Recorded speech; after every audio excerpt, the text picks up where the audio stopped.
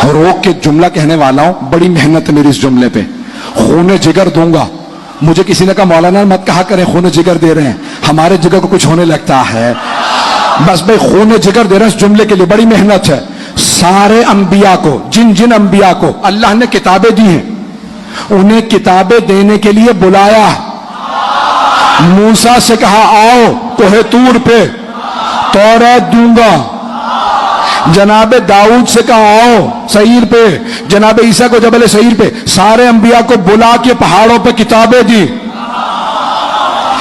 लेकिन रसूल खुदा से कहा ऐ मेरे हबीब आप जहां जहां जाएंगे वहां वहां कुरान आएगा।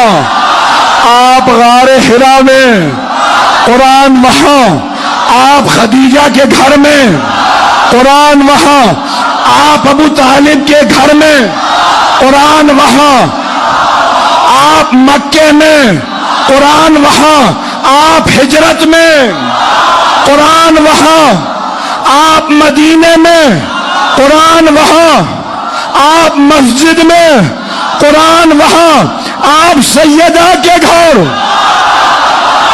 कुरान, वहां आप नमाज में कुरान, वहां हुसैन पुश्त पे